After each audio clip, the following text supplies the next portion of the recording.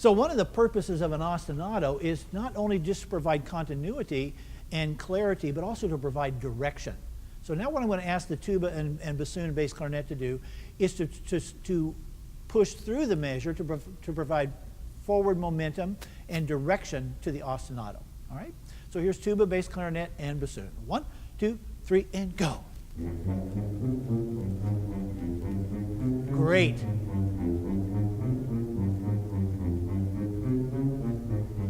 Great. And hear how consistently they articulate every note and how consistently they play the note length of every note and how even all that sound is. That's marvelous. Now, along with that, we're going to add tambourine as clarity. So could we just hear the tambourine alone for a moment? 1, 2, 3, 4.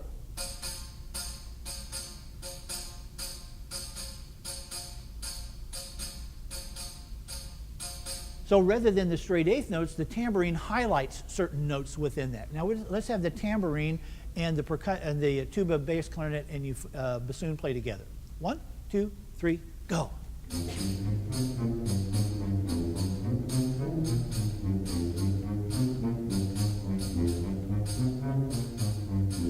Good. And what I saw your eye do was, okay, I know where my ear is going to go. I'm just connecting it with my eyes. But that's great connection to what they did in adapting to them.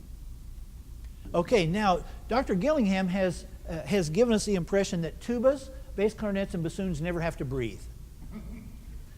So one of the things that you have to do is know, oh, I've got to take a breath. Where am I going to breathe, and how am I going to do that? So your breath would come any place other than on beat 4, wouldn't it? So that 4 to 1 is always consistent. So now every band plays chorales as a part of what they do with warm-ups, and usually they're just kind of the same 4-part chorale that's scored for everybody. In this case, Dr. Gillingham has scored this only for brass without tuba, so it's for trumpet, euphonium, and horns. So we're going to play the brass chorale that's going to be layered on top of this ostinato. Here's just the brass chorale, starting in measure 3. 1, 2, ready, go.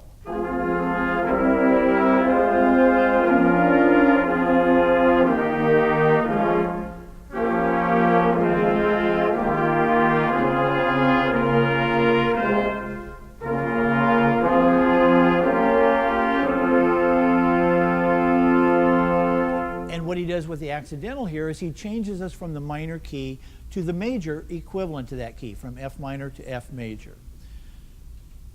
Great. So now what we'd like to do is we'd like to layer these two things on top of each other. We have the propulsion that occurs in the ostinato, the highlighting that occurs in tambourine, and we have this nice chorale that occurs with that. So let's put everybody together from the very beginning.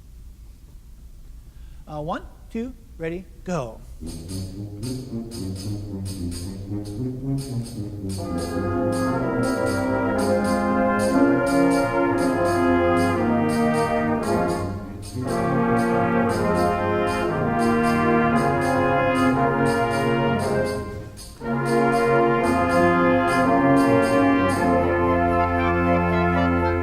Okay, so when we go back to thinking about the kinds of time that we have, which are external, then internal, and then shared time, we have pulse givers and we have pulse takers.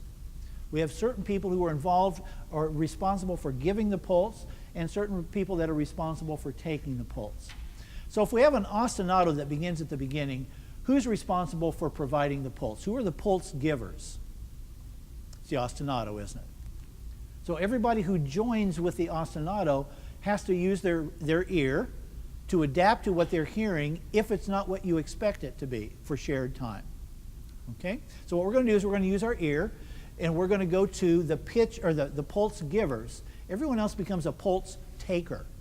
Everyone gives, everyone takes. In this case, they give, you take. Here we go from the beginning. 1 and 2 and 3 and go.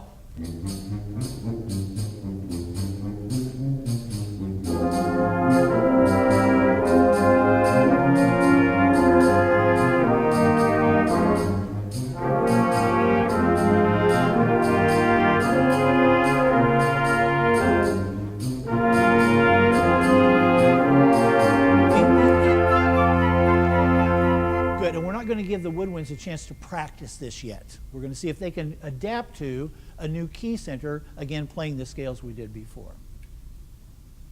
All right, so now what we're going to do is we're going to use the ostinato that's created in tuba, bassoon, bass, clarinet, along with highlighting and tambourine, and we're going to layer the chorale on top of it. So they're going to provide the momentum, and the rest of you are going to watch with your ears to become pulse takers. Here's the beginning. 1, 2, 3, 4.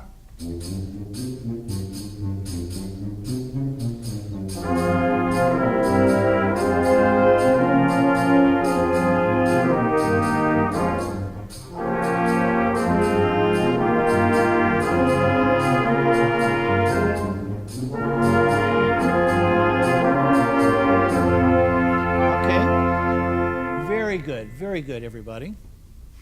Now we're going to start at measure 11 because the first clarinets and the flutes do a similar kind of thing of what the tuba, bass clarinet, and bassoon did at the beginning with articulation style, note length, not so much weighted, but now it's more articulate.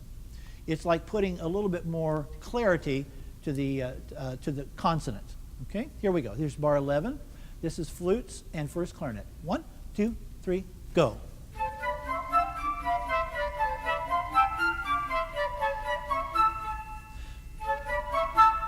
Very good, okay?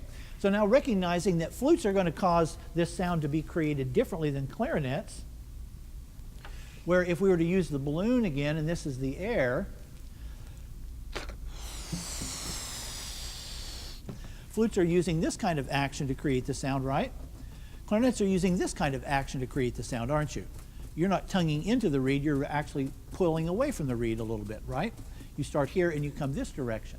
So let's see if we can make that match between the clarinets and the flutes. Once again, this is measure 11. 1, 2, 3, staccato.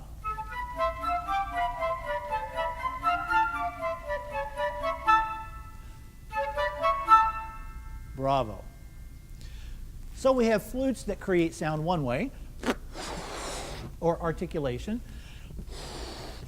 And if we were to think of this as being the vowel sounds, A, E, I, O, U, or tone quality, and we use the consonants, the other 21 letters of the alphabet, to create clarity, flutes are going to do this to create clarity, or staccato, and clarinets are going to do this. They're going to more pull away from that, the opposite direction. So the amount of tongue that you use and the direction of that tongue, how you start it, is what's going to create the clarity. Let's do it once again. See if we can create the same consonant together, clarinets and flute. And try to match what the tuba, bass clarinet, and bassoon did earlier. 1, 2, ready, go.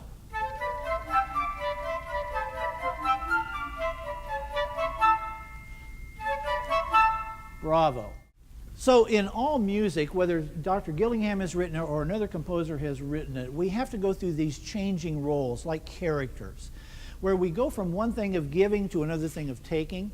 And we're always trying to figure out where we fit into that. Okay, I know you've got notes on a page, and I have notes on my score, but how do we go from this concept of giving to taking, taking to giving seamlessly? Well, we can rehearse it over and over and over and over and over with a metronome, but we can start, instead of starting with how do we create it with our fingers and our face, what we're going to do is we're going to start with how do we do it with our brain, and then how do we connect it with our ear? Where does our ear go to give us that hint of what our role now is, and how do we adapt to that? How do we go from one role to another role? Let's see if we can do that in this section for bar 15 over to measure 29. If our brain leads us and our ear guides us, our fingers and our face will follow. Here we go. 1, 2, 3, oh.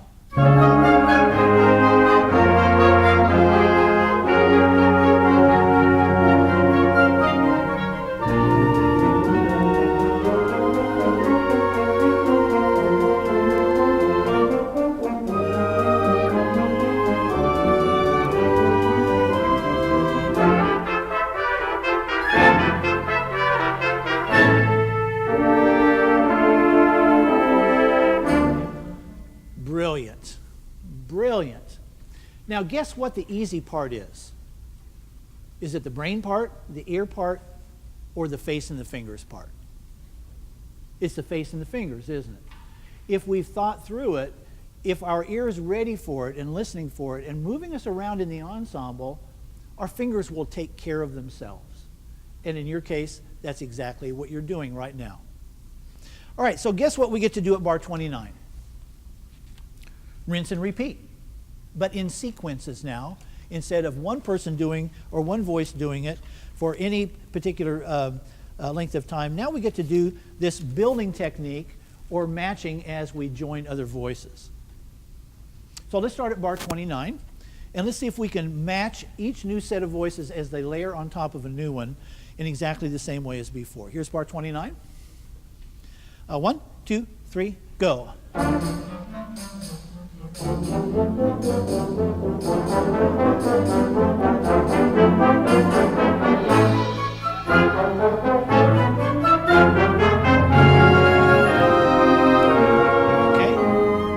So much of the time, as we've talked about in other exercises, composers move us through different key centers, don't they? And they do it with accidentals as opposed to writing new key signatures. So let's see where Dr. Gillingham is taking us through this section harmonically.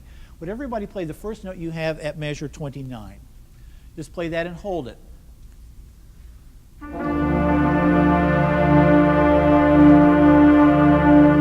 Great, so we have that in our ear, and that's where we're centered around all of this section that leads us up to bar 33. Now would you play the first note of 33?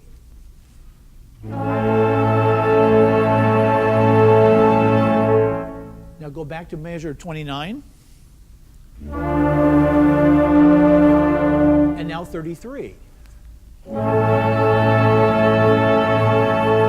So that's where he's leading us, but go to beat 3 of measure 33.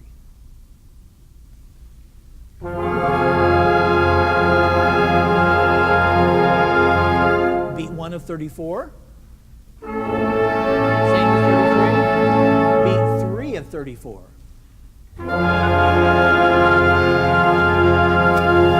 But listen where he takes us next. Bar 35, beat 1.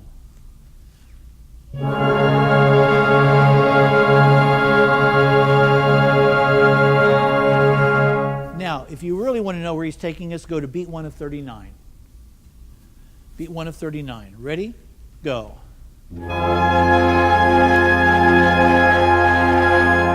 Same place we started, isn't it? Same place we started. But he uses all of these transition and intermediary chords to get us there. So what's different about this is the harmony that he creates with these sequences, articulation, style, take us out of just the mundane repetition of a lot of warm-up exercises which repeat themselves over and over and over. Yes, we're repeating articulation. Yes, we're repeating, we're matching style. Yes, we're repeating, we're matching tone quality and timbre. But we're doing it through these shifting key centers. So let's see if we can do it all together now. So we have the ostinato, we have the chorale, we have the shifting voice responsibilities between chorale and ostinato, we have the shifting key centers. Let's see if we can do all of that. Here's the jogger from the beginning. Everything we didn't rehearse becomes what? Sight reading. And sight reading isn't really sight reading, it's can we apply what we've already done in this capacity with something we just haven't done before. All right, here we go, beginning. 1, 2, 3, go.